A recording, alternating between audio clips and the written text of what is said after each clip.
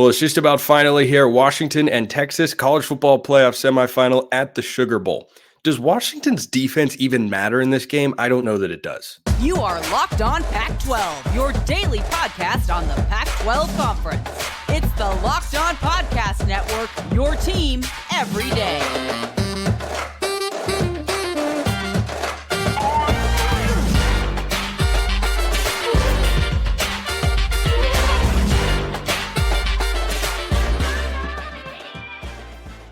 Welcome, everybody, to another episode of Locked On Pac-12. I'm your host, Spencer McLaughlin. Thank you so much for making this your first listen or your first view of the day. Part of the Locked On Podcast Network, your team every day, and your number one source to stay up to date with our media rights-free and Pac-2 dominated and beloved Conference of Champions. Not much longer, we'll see that jersey on the patch for a football team, but there is still a game to be had. A couple, actually. But today's episode is brought to you by FanDuel Sportsbook. Make every moment more. Right now, new customers get $150 in bonus bets with any winning $5 moneyline bet. That's $150 if your team wins. Visit FanDuel.com/lockedon to get started. Also, thank you for liking, commenting, subscribing wherever you listen to or watch this show. Roman Tomashoff is with me today. He's the host of Locked On Huskies. He is in New Orleans, ready for the game. And Roman, here's my thinking on the defense for Washington. It's not as if they could go out and allow 50 points and win, but generally speaking, this is going to be, at least largely what people expect, a high-scoring game between Washington and Texas. And I don't think you have to come out and have a game in which Washington holds Texas in check early on the way they did against Oregon in the Pac-12 Championship game, because I think that when I look at Texas's defense, what their strengths are, I think Washington can go blow for them. And I like Washington to win the game because they're great in one-score affairs. Is that a crazy take?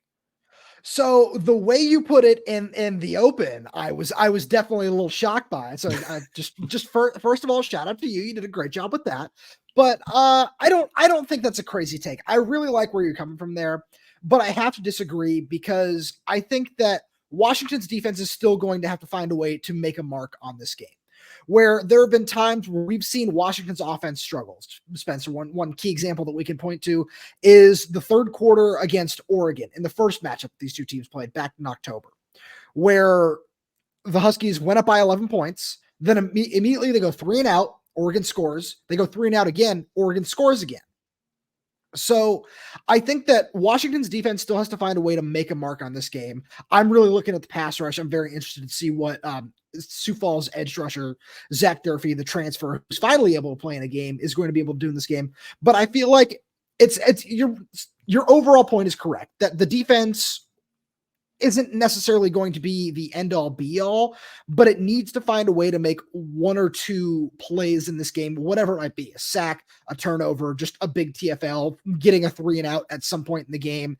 I think that, let's say Washington does win the game, we look back on it at the very end, we're going to point to a defensive possession saying that was the turning point, or yeah, that's what really sparked something for the Huskies. I see your point. Here's where I'm coming from with it and why I feel that way. Getting defensive help is always appreciated, even for a great offensive team. I just don't feel that Texas has got enough defensively to slow down Washington entirely. You could have a couple moments, you could have sequences. If Washington goes 3 and out on their first possession, I'm sure keyboard warriors will be, well, see, you said Texas couldn't do this, that, and the other thing. Okay, so I think that for Washington, it just isn't going to have to be a Washington State type performance, an Arizona State type performance. You can't be Alex Grinch coordinating USC out there. It can't be that sort of level, but I feel like as long as the Huskies defense is serviceable, I think the Texas secondary is not good enough, because no one has been good enough to stop the Washington receivers when they're all healthy, which they are. As long as you can protect Michael Penix, which the Washington offensive line clearly can. I know this Texas front has got some good players. Their strength is on the interior. They were talking about that on College Game Day.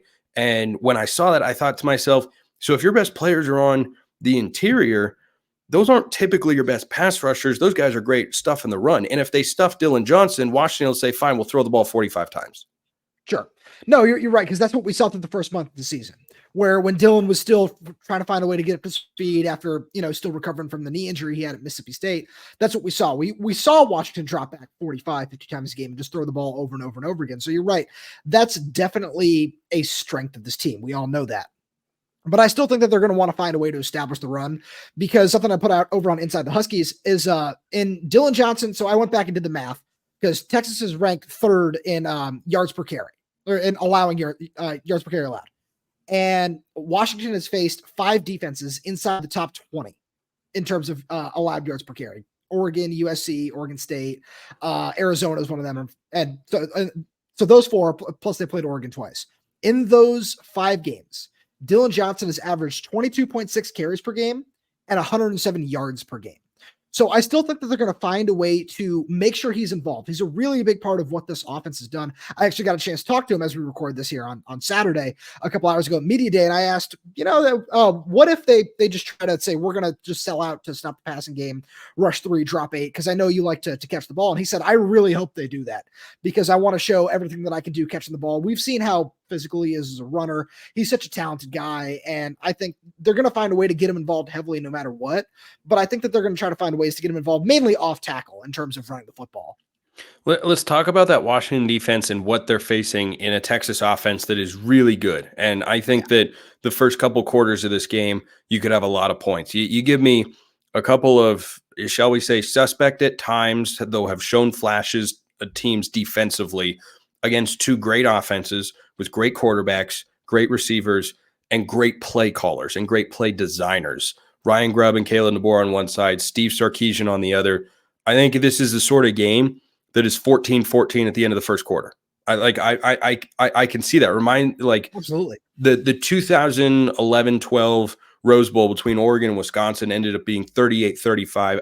And at the end of the first quarter, I think it was 14-7. Then one team scored at the beginning of the second quarter. That's what I feel like this game is going to be.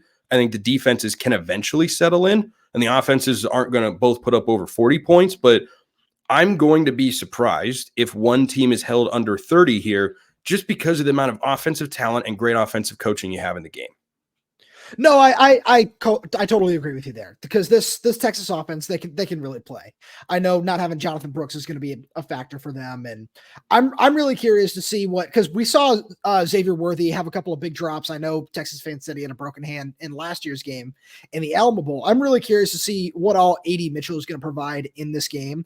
But something that I talked about over on Locked On Huskies with our buddy Lars is Jatavion Sanders and what he might be able to provide over the middle in terms of Texas passing attack, because he's just a big, strong tight end where Washington has shown that they struggle to defend that at several points during the season, the Stanford game being a prime example of that. So I think that, especially when you look at Texas on just the Texas offense, that there's going to be a lot that they can do really well, but Washington, especially with, as you said, their high flying offense, can counter that really, really well. Yeah. If this is a race to 40, I'm very confident in Washington's ability to get to that point. Am I going to be able to squeeze a prediction out of you in this game, Roman? Can I get it? Spencer, you know how I feel about this. I'm going to give you this, because the first time I did worked out pretty well. I got Washington by 3. That's what I'll say. Washington by 3. Okay, that's a prediction. Predicting the actual final score is rather difficult. But I think this is a 1-score game. I think the betting line kind of reflects that. The line's around 4.5 in favor of Texas. Kalen DeBoer, great stat for those of you who are gamblers out there, is 4-0 straight up as an underdog since he took over Washington last year. Oregon twice, Michigan State, and Oregon State. He won all of those games. So I think it's going to be a blast. I think both semifinals are going to be fun, but I'm definitely more excited for this one because you're going to have more points in that game. That's all for Roman today. I'll let him go prepare emotionally for the Sugar Bowl, because I know that that's going to take quite a bit. Roman, appreciate it, man. Spencer, thanks for having me.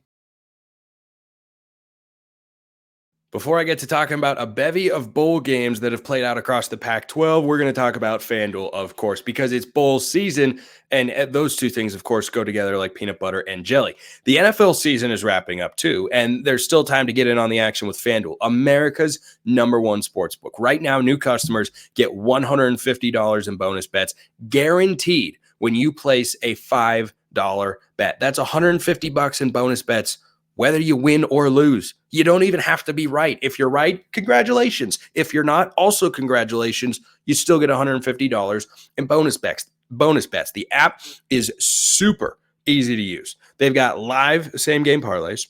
You can find bets in the new Explore tab as well to find everything that is your heart's desire. You can make a parlay in the Parlay Hub, the best way to find popular parlays, and you can do so much more. Visit FanDuel.com/lockedon and make your first bet a layup. FanDuel, official partner of the NFL. I love bowl season. I really do. I still love it. Even amidst all the opt-outs and the what does the game mean and who cares and everything like that, I still love bowl season. You know why? Because I love college football. I love college football, and pretty soon, very soon, dare I say, there isn't going to be any college football to watch on our television screens. And we're going to move into purely off-season discussion, which is going to be fun. There'll be things like realignment and the portal and recruiting and all that good stuff.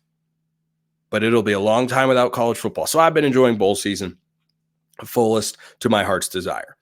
So Oregon State played in the Sun Bowl against Notre Dame. Let's just say it did not go very well. In fact, dare I say, it went poorly. Now, on the one side, you had Oregon State without its #1 and #2 quarterbacks, that be the guy behind center or under center, as often is the case for the Beavs. You had the leading tackler on the team gone, key defensive back also gone, leading rusher not there, and Anthony Gould was not there, the #2 receiver to Silas Bolden. So, and frankly, there were games this year where Gould was the better of the two. Like it was kind of a hot hand sort of deal. So Oregon State was surely short-handed. So too was Notre Dame. They had a backup quarterback. They didn't have their running back. Audric Estime was a really good player. They were without several other starters. This game came down to one particular factor, and it was not the quarterback, Ben Gulbranson. On one sideline, Oregon State's, you had an interim coaching staff, and on the other side, you had a full-time coaching staff. That is what that game looked like to me. So it was certainly not an encouraging effort from the Beavs. I thought they would be more competitive. I actually thought that they would win the game. That was my prediction. Call me a Pac-2 homer. But I thought they'd win the game because I said, well, Notre Dame has played with Sam Hartman all year. I don't even know what they've got at the backup quarterback position. Oregon State went 7-1 last year with Ben Gulbranson starting. Surely that's advantage Beavs. Then it became very clear what I just laid out. There was a coaching mismatch there, and that's okay. I think for Oregon State fans, it was perhaps easy to jump to the conclusion of, wow, this is not encouraging as we try to navigate the 2024 season. Is this how competitive the team's going to be? What was this? Should we worry? Without your two starting tackles, third-string quarterback who was a backup last year, but again, third string this year, all the absences, I think the head coach being absent was the most considerable factor. That was the most important reason that Oregon State was utterly uncompetitive in the game. And really from the jump, they couldn't do anything offensively. The defense eventually gave up 40 points. That's just what it came down to. Notre Dame had a better game plan, better coaching staff, and that's all right. I don't think it is reflective of what Oregon State is going to be in 2024 under Trent Bray, really at all. If you had a sliver of negative sentiment about that game, if you're an Oregon State fan listening to or watching this show, and you think, boy, I thought they'd be better than that, I get it. You could have a sliver of negative sentiment. I would not look at that game, given the number of missing pieces, most notably the head coach, and feel anything other than, well, that's a disappointing end to the year, which it absolutely is. Because Oregon State, just a few weeks ago, was 8-2 and ranked number 11 in the college football playoff rankings. I think the 8 people might have had them at number 10. That's where they were sitting. They had quality wins over Utah. They played a decent UCLA team at home pretty well. They were beating the doors off of people who they were much better than. They looked like a really good team. And there was the opportunity right in front of them to go to the Pac-12 Championship game, a place that they have never and will never reach in the conference's former iteration, I should say. And they go lose by 2 to Washington, get blown out by Oregon, get blown out by Notre Dame. And suddenly you look up and Oregon State ends the year 8-5. 8-5. Doesn't feel like an 8-5 football team. That's because it wasn't an 8-5 football team. And so I think that for Oregon State fans, this is ending on a really sour note, and it stinks. 100%. It is not a good feeling. But to say that negative sentiment, bowl season can sometimes be a way to set the stage for next year, which is the case for Arizona, as I'll get to in a moment. I don't think that's the case for Oregon State. I think they're kind of the opposite, where the bowl game was, okay, you really didn't have a chance here. When you line up all the factors and all the missing players, Notre Dame had more talent, and Notre Dame's got their head coach, who is their full-time guy. Trent Bray was at the game, and he was watching on the sidelines. He cannot have liked what he saw in that particular game. And you know what? If that Sun Bowl does nothing but serve as motivation for Oregon State head coach Trent Bray to coach his butt off and get his team to play their butts off in 2024, then it might all have been worth it. But it is certainly a strange feeling. It's got to be a strange feeling to go from well inside the top 15 to suddenly, it was an 8-5 season. Did it feel like an 8-5 season? No, not for the majority of it. And yet that's what it ends up being. Like I always enjoy saying, stats are a starting point, not an end point. So bowl season is kind of the same thing. You can look at the results of a game and say, hey, that's a sign of this based on the score. But then you have to ask the important questions. Who played? Who didn't play? Who didn't play? Nice English, Spencer. That was really good. Who played? Who did not play? Who was available? Who was not available? What coach was there? What coach was not there? That's where you have to be with bowl season, which is a good segue into the Alamo Bowl. A great win for the Arizona Wildcats, 38-24, I believe was the final score over Oklahoma. They were actually down in the game. They jumped out to a 13-0 lead. Oklahoma came storming back, and then Arizona went on a big run. And Noah Fifita, who won the starting quarterback job this year from Jayden de Laura, who got injured, and he's going to be in the transfer portal. I expect him to get picked up by a high-level Mountain West or G5 team, maybe even a Power 5 school, but I could see him going to a Boise State, for instance, and just thriving, absolutely thriving, and helping that team contend for a conference title next year. But for Arizona and Noah Fifita to have gone into that game, which was in the state of Texas, so basically a home game for Oklahoma. There were some Arizona fans that made the trip. I love seeing that because, as I said, I'm a traditionalist. I love bowl season. Arizona goes into that game and walks away a winner. Did you know that the Wildcats have won 7 consecutive football games? 7 consecutive football games. This is a team going into the Big 12 on what you might call an absolute heater. They have beaten some good teams. Washington State was rolling until Arizona came to town. Took the wind out of their sails. Maybe you could argue that game and the way in which Arizona dominated them 44-6 in one of the surprising scores in Pac-12 play all season long. You could argue that derailed Washington State's season. Sent them into a place they didn't think they would go after a 4-0 start, which is a 5-7 year. Arizona went on the road and played like that. Arizona also played Utah at home, a good Utah team who did not play well in the bowl game against Northwestern, though Northwestern has got a good football coach that just went from 1-11 to 7-6. Pretty sure it was 7-6. No, it was 8-5. 8-5? Yeah, I think it was 8-5 for Northwestern. For Arizona to be on a W7, to have a 10-win season, which hasn't been done in almost a decade, down in Tucson, is reflective of how good Jedd Fisch is. And in a moment, I'm going to lay out just how impressive the coaching job is that he has performed over the last 3 seasons with the Arizona Wildcats.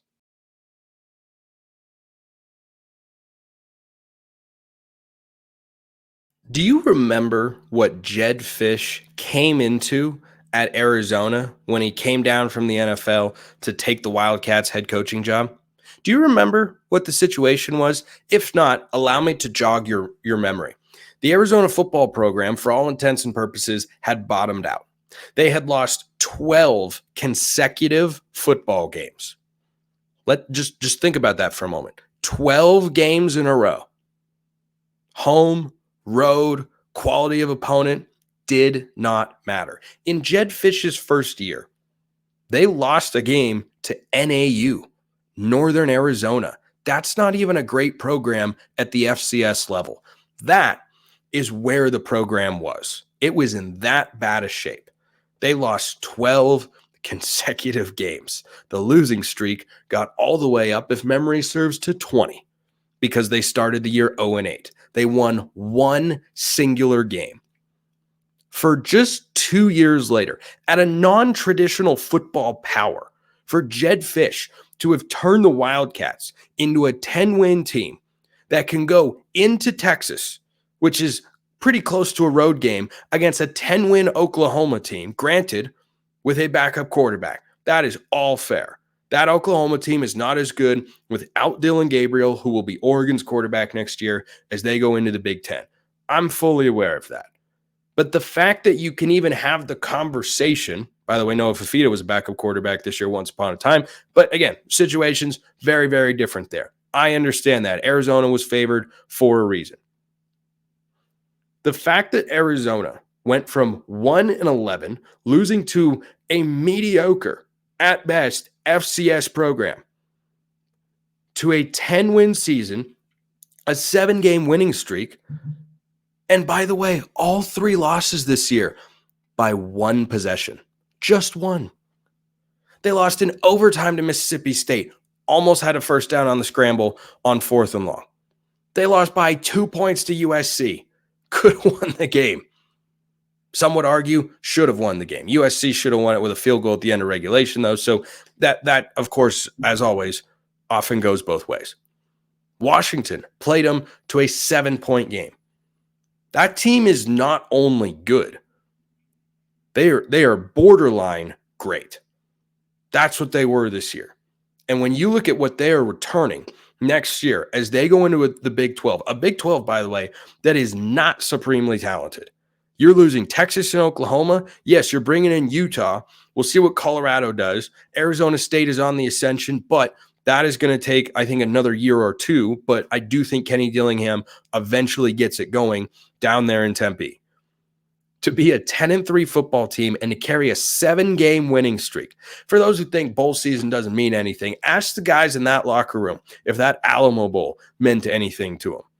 Ask them if they think carrying a 7-game win streak into next season means anything to the culture that Jedd Fisch has established, because I think it does. And I think that he's just done a remarkable job. I was trying to think of the equivalent of taking over a team that's on an L12 and 2 years later, in your 3rd season, winning double-digit games. And I couldn't come up with one that's currently on an L12 because, to my knowledge, nobody's on a 12-game losing skid. There's an FCS team that I'm aware of, Western Illinois, that I believe went winless this year. But I think that for Arizona to have gone in this direction at this speed is really impressive. It's really impressive. And here's the other impressive thing. Jedd Fisch, I talked on this very show about how he was going to be a coaching candidate. He would be a target for other major jobs. Arizona's kept him around. He has a sufficient body of work to go for a job that has more prestige, that might have more money, a greater history of conference championships. But he's sticking it out at Arizona, and I think it's because he knows going into the Big 12 next year, they can be a contender. If you've got Noah Fifita at quarterback, Tetairoa McMillan at wide receiver, Jedd Fisch clearly knows how to scheme a ground game better than he regularly gets credit for. I think that is a team that can contend for a Big 12 championship. Arizona football can absolutely contend for a Big 12 championship in 2024. You look at the defensive improvement, you look at the offensive production, and the growth of that culture into a winning culture has been phenomenal. Absolutely phenomenal. And they've got their guy at quarterback, and there was a tweet from Blue Bloods Bias. I have no idea who that guy is, but when you're getting called out by the parents of the player that you're tweeting something about, you're not doing it right. Because he tweeted out, whoever he is, Blue Bloods Bias, and I'm not a fan of people that hide behind anonymity online. I, of course, don't really do that, as those of you watching on YouTube can plainly see. But he tweeted out that, Noah Fifita and Tetairoa McMillan could command humongous NIL offers, and he put a big picture of the two of them with the word portal on it. It's just to get clicks and attention. He probably even likes that I'm talking about it here on the show. But what I want to talk about is the response from Les Fifita, Noah's father. And he responded to him and said, "This is ridiculous. This is how misinformation gets spread. I'm probably helping him by clicking on it and retweeting it," which is true. And it's the unfortunate world, but it's nice to see him pushing back on something that he believes is not true. So if you've got those two guys back next year, those are the cornerstone pieces of a really good offense that was really good this year and can be even better next year. I mean, Tetairoa McMillan's going to the NFL after 2024. Dude is an absolute stud. But I just want to bring this back to Jedd Fisch because the equivalent of what he's done at Arizona makes me think of Nevada. So Nevada had a 13-win season with Colin Kaepernick long ago in the WAC. Since they've gotten to the Mountain West, they haven't made a ton of noise. They've had some good seasons every now and then, but they fall down pretty regularly. Ken Wilson was hired there from the Oregon defensive staff, and he's gone 4-20 in 2 years. Imagine the coaching job and how we would discuss, as I think we correctly are doing with Jedd Fisch, any individual that comes in to that Nevada job if Ken Wilson were to be relieved of his duties as head coach, and all of a sudden, just in year 3, it's a 10-win program that's beating a legitimate blue blood in college football in a bowl game. That's pretty good. I know there are different comparisons, the Mountain West and everything, but if in year 3, if a new coach was hired in Nevada and in year 3 he was knocking off Boise State in the Mountain West championship game, that's the closest equivalent I can find.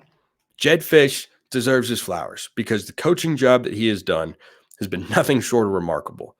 I mean, you got a place that has got some recruiting talent in his backyard, and he's done a good job recruiting. Tetairoa McMillan, highest rated recruit in program history. Guess what? He's really good. Bringing in Jacob Cowing from UTEP, recruiting Noah Fifita, bringing in Jaden DeLora, who he wrote a very nice message to because he's been such an instrumental part of the rebuild. And, it's Fifita's got the keys to the cars now. I think that Fisch has done a fantastic job. I'm glad Arizona is able to keep him because next year going to the Big 12, they're going to be a lot of fun. They're going to be a lot of fun. They can score points. I think Fisch is a great play caller. I think the way he balances the offense, uses NFL concepts, but doesn't feel rigid or outdated with his schemes or anything like that. I think he does a really, really nice job across the board.